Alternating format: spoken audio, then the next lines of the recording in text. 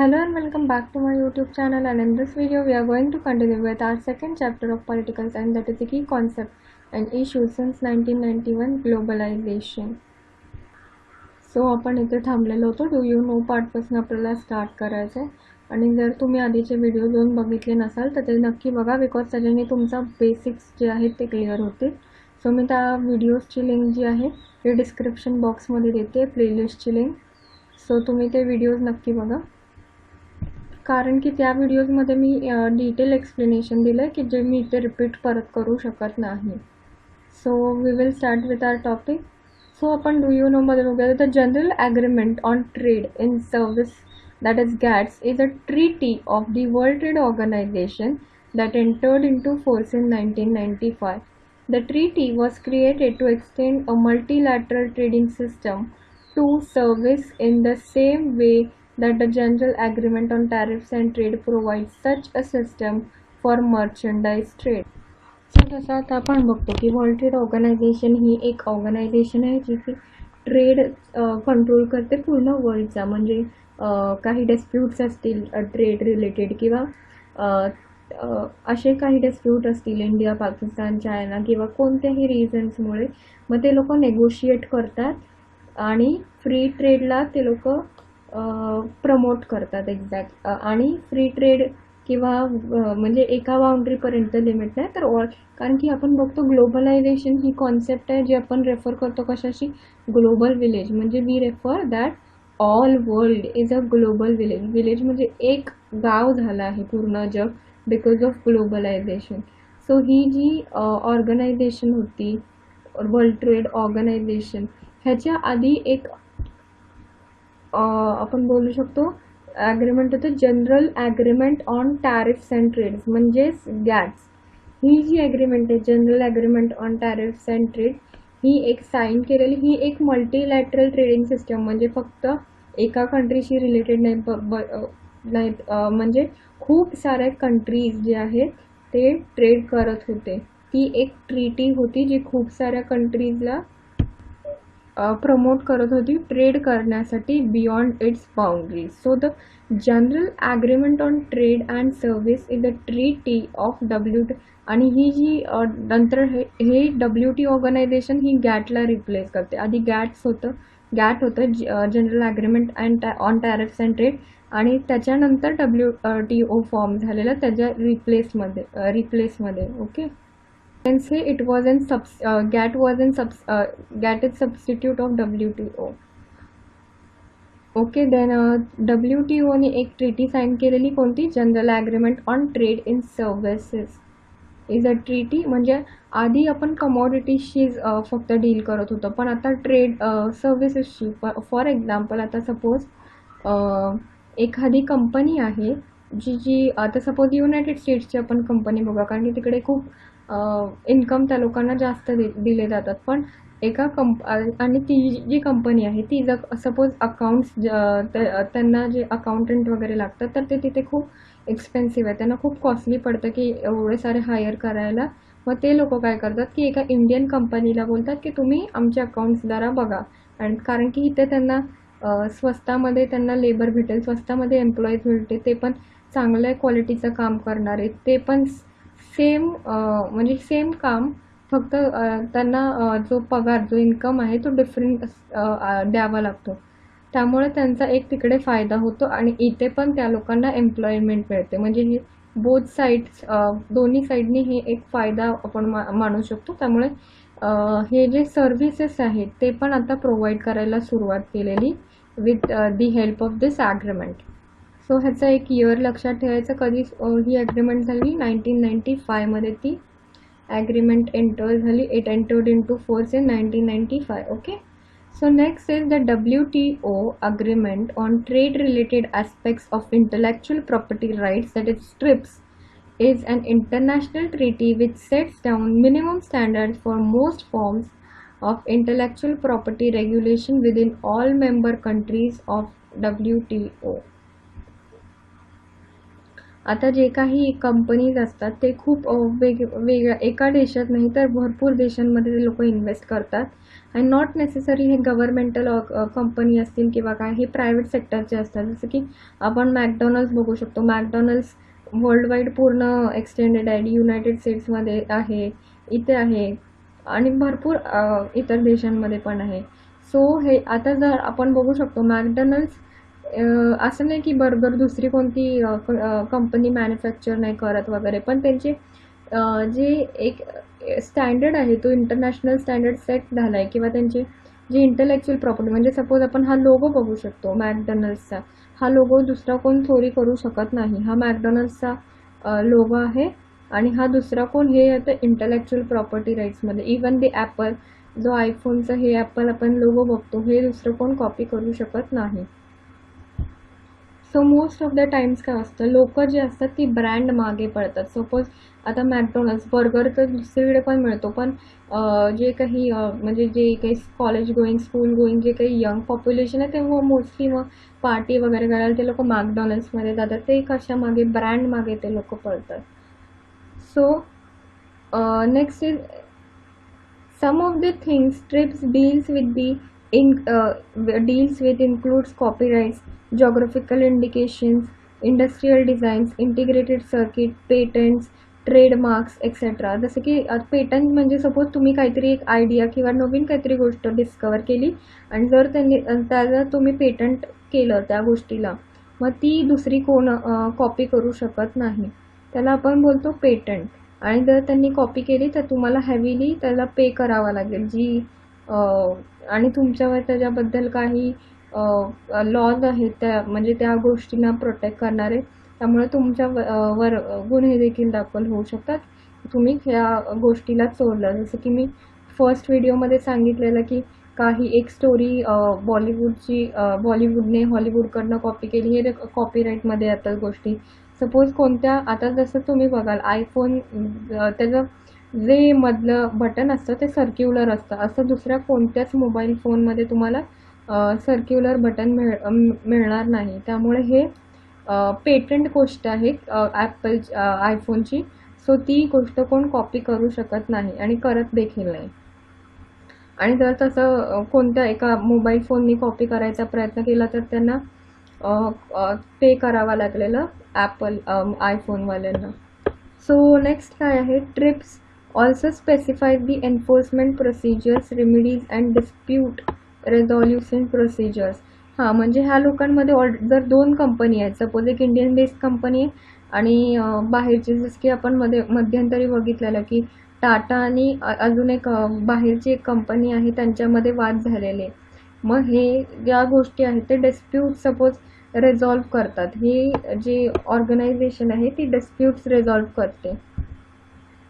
आणि service sector, ह्याच्यात difference काय आहे, मेजर डिफरन्स काय आहे तो आपण बघूया.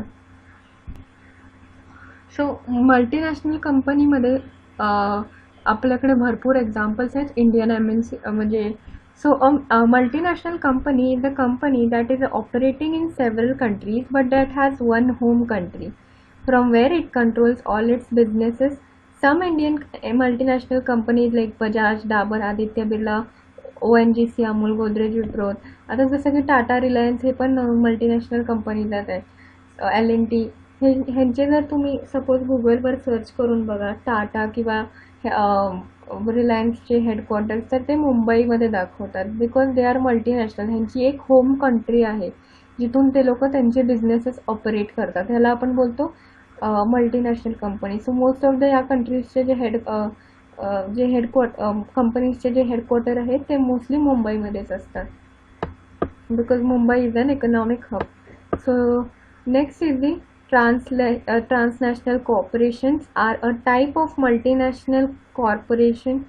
A transnational company is a borderless as it does not consider any particular country as its base, home or headquarters. Some transnational companies like Nestle, Bayer, Unilever, Siemens, General Electric etc. So Nestle आणि Unilever तर तुम्ही खूप ऐकला असेल, because नेस्लेमध्ये तुम्ही जी Maggi खाता जी नेस्लेची एक product आहे. सो आणि मग युनिलिव्हरमध्ये पण तुम्ही ऐकाल हिंदुस्तान युनिलिव्हर लिमिटेड वगैरे असं. सो हे जे कंपनीज आहेत ते इंडियन बेस्ड नाहीत किंवा कोणत्याही फॉरेन कंट्री बेस नाही, किंवा हे कोणत्याही कंट्रीला त्यांचं स्वतःचं बेस किंवा होम किंवा हेडक्वार्टर्स असं डिक्लेअर नाही करत. हे भरपूर जागेत म्हणजे भरपूर वेगवेगळ्या कंट्रीजमध्ये हे ऑपरेट करतात आणि हे बॉर्डरलेस असतात, ट्रान्सनॅशनल कंपनी. सो हा एक डिफरन्स आहे मल्टीनॅशनल कंपनी आणि ट्रान्सनॅशनल कॉर्पोरेशन्समध्ये. ओके. आणि जो डिफरन्स आहे तो तुम्ही एका बुकमध्ये वगैरे नोट करून लिहू शकतात की इंडियन जे काही multinational companies they operate their companies through single. So you can write that a multinational company has a home country or a base country. So you can write that a multinational company is a company which is operating in several foreign countries, but it has its home country or its base from where it operates or it controls its all businesses. Okay.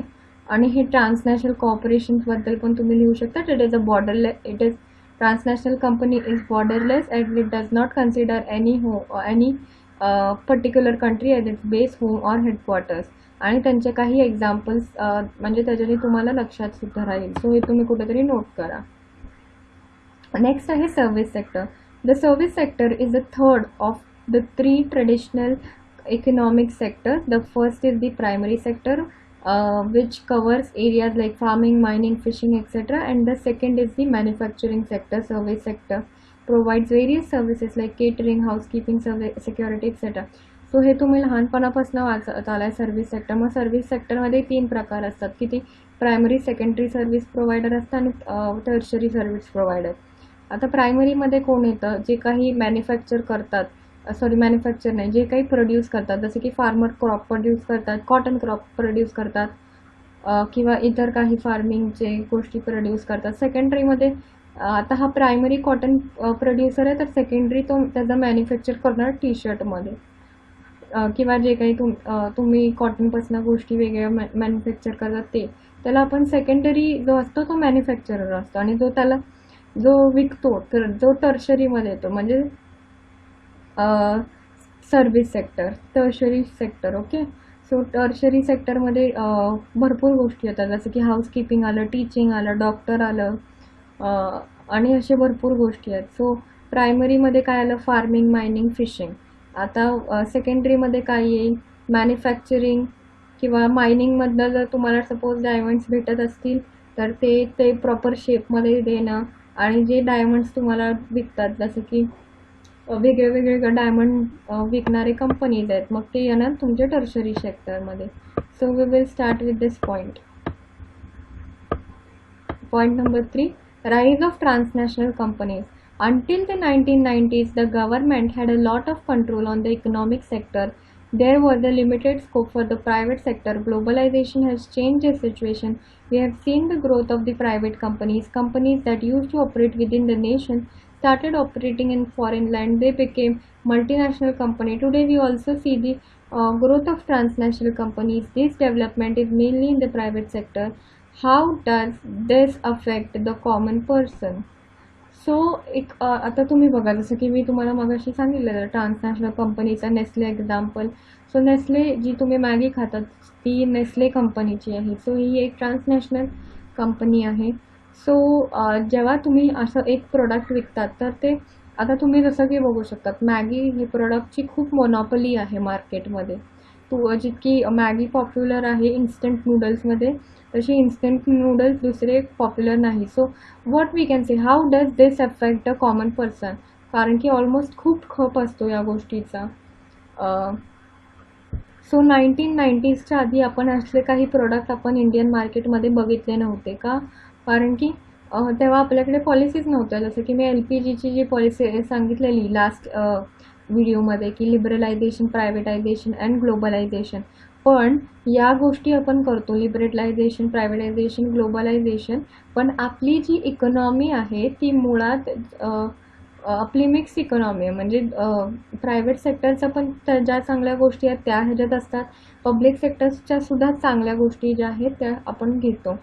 So आपण जसं की तुम्ही जर तुमचं प्रिॲम्बल बघाल तर तुम्ही लिहितात सॉव्हरीन, सोशलिस्ट, सेक्युलर, डेमोक्रेटिक.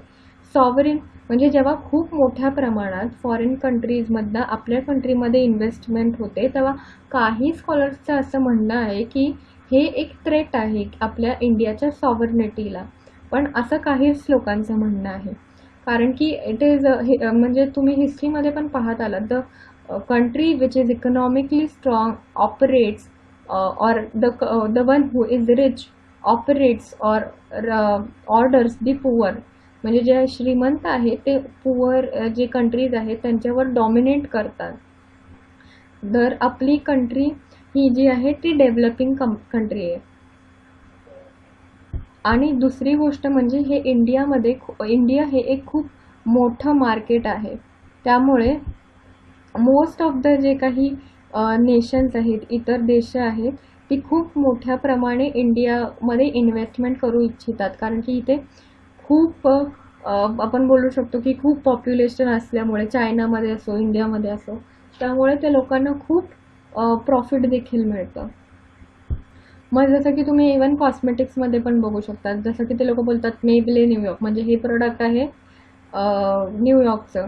मग दुसरं डेनवर हॅव्हन डिओड्रंट्स, मग हे कुठलं प्रोडक्ट आहे तिथलं. असे भरपूर सारे प्रोडक्ट्स आहेत जे इन्व्हेस्ट करतात मोठ्या प्रमाणे. ओके, सो जेव्हा ग्लोबलायझेशन आलं तर आपण खूप मोठ्या प्रमाणे बघू शकतो की प्रायव्हेट सेक्टर मध्ये इन्व्हेस्टमेंट झाली इंडियामध्ये. पण जसं की मी सांगितलं की हे सॉव्हर्निटीला थ्रेट असू शकतं की रिच कंट्री डॉमिनेट्स द पुअर. पण असं काहीच लोकांचं म्हणणं असल्याप्रमाणे आपण याला प्रायव्हेटायझेशन न म्हणता आपण म्हणतो इकॉनॉमिक लिबरलायझेशन. हा एक प्रॉपर शब्द आहे की आपली इकॉनॉमी त्या काळची डिस्क्राईब करायला. जसं की जी युनायटेड स्टेट्सची आहे ती कॅपिटलिझम फॉलो करते, रशियाची सोशलिस्ट, पण चायनामध्ये पण एक सोशलिझम फॉलो होत होता, पण त्यामुळे त्यांची इकॉनॉमी पुढे जात नव्हती. मग त्यांच्या एका लीडरने जे आपण बघू शकतो की चायनाची एक ड्रास्टिक राईज झाली इकॉनॉमीमध्ये. ती कशामुळे? मार्केट इकॉनॉमीमुळे. म्हणजे ते मार्केट फॉलो करतात, पण ते कोणती? Socialist market economy. ओके, आणि जसं की मी युरोपचं बोललेलं की युरोपमध्ये खूप मोठ्या प्रमाणे लेबर किंवा अशा गोष्टी लेबरना प्रोटेक्शन असतं. जसं की युनायटेड स्टेट्समध्ये इतकं प्रोटेक्शन नसतं त्यांच्या राईट्सला वगैरे. म्हणजे तुम्हाला जर फायर केलं तर तुम्ही फायर झालात नोकरीतनं. ओके, सो युरोपमध्ये त्यामुळे आपण जर्मनीची इकॉनॉमी आपण बोलू शकतो. ही झाली welfare economy. Okay, welfare market economy. So आता how does this affect the common person, म्हणजे आपल्यावर एक काय इफेक्ट पडतो ह्याचा आपण हे बघूया. So one impact is seen on the labour market. There is a migration of skilled and semi-skilled labor from one country to another. For example, the companies recruit both skilled as well as semi-skilled employees. There is a lot of skilled and semi-skilled Indian labor working in West Asia, United States, Europe, etc. The growth of private sector has an increased development in the service sector. Various services like providing catering, delivery of goods, transport, etc. are being provided. जसं की आपण बघतो gold necklace किंवा जे काही necklace तुमचे बनतात, diamond किंवा हे जे गोष्टी असतात, ह्याला अजून आपण लेबर जो असतो हा आपण काय म्हणतो सेमी स्किल्ड लेबर किंवा स्किल्ड लेबर हे जे असतात ते दुसऱ्या देशांमध्ये त्यांचे प्रॉपर डिझाईन वगैरे बनायला त्याचं मायग्रेशन केलं जातं किंवा इतर गोष्टींमध्ये सुद्धा. जसं की काही तुम्हाला कन्स्ट्रक्ट करायच्या गोष्टी, मग त्याला कन्स्ट्रक्शन साईटवर लेबर्स लागतात. मग हे या कंट्रीजमधनं खूप मोठ्या प्रमाणे इंडियामधनं पण लोक जातात वेगळ्या वेगळ्या कंट्रीजमध्ये. पण आफ्रिकामध्ये लोक आय थिंक म्हणजे खूप मोठ्या प्रमाणावर असतात लेबर म्हणून. सो मग ते एक वेळ स्किल्ड पण असतील किंवा सेमी स्किल्ड असतील किंवा next आहे topic. A second impact is seen on the small industries and shops. They have to face a competition from the big multinational companies, shop and small industries that are efficient and are able to compete. For example, we have seen big grocery stores and malls in cities, but despite these, the small shopkeeper, vegetable and fruit seller continue to attract clientele This is because they provide the necessary services to the people.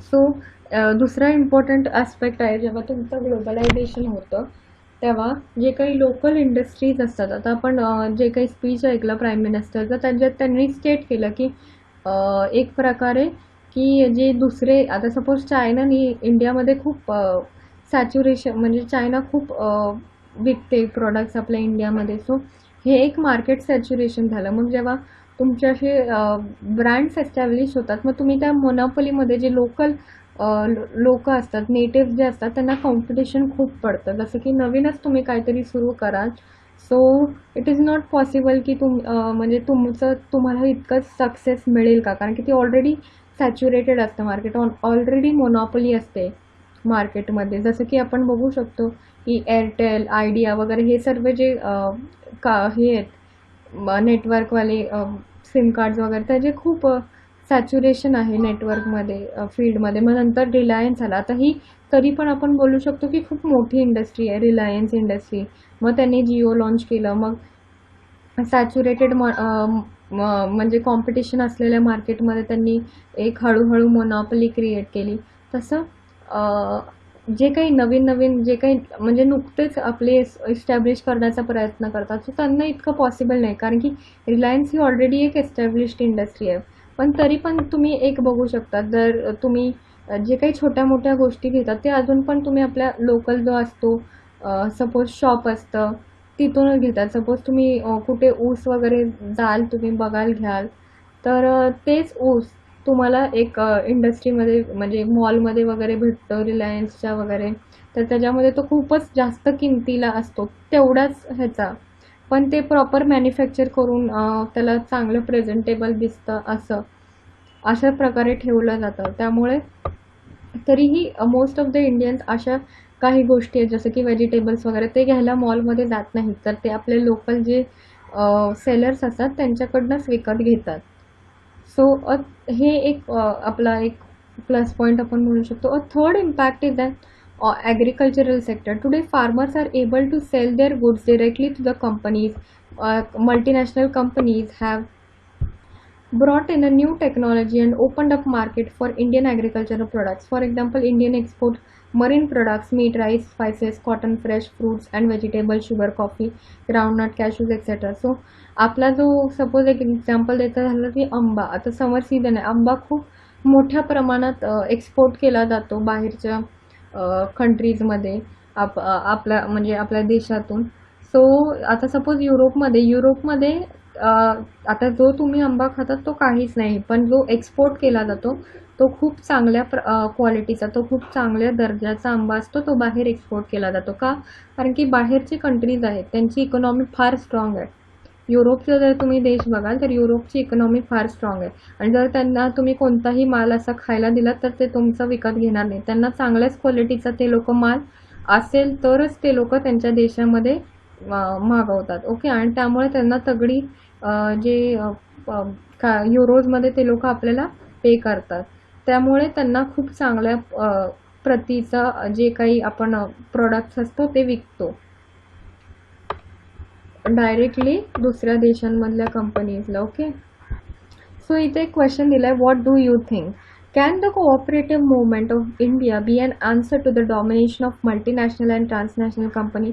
The philosophy of the cooperative movement is to provide both empowerment and finance to the members, while that they give cooperations work on profit motive. Give your opinion on this. So आपल्या इंडियामध्ये एक cooperative movement launch झालेली food सेक्टरमध्ये आपण बोलू शकतो. तर ती कोणती, तुम्ही ऑलरेडी ह्याच्याबद्दल तुम्ही तुमच्या 9th 10th 11th कुठेतरी तुम्हाला माहिती असेल. सो तुम्ही बघू म्हणजे कॉमेंट सेक्शनमध्ये तुम्ही टाका तुम्ही ऐकलेले कोऑपरेटिव्ह मुवमेंटबद्दल. सो आपण नेक्स्ट लेक्चर जे आहे तिथूनच आपण सुरुवात करूया त्याची. सो नेक्स्ट लेक्चरमध्ये कोऑपरेटिव्ह मुवमेंटपासनं. So thanks for watching this video, and please don't forget to like, share and subscribe my YouTube channel. Thanks for watching this video.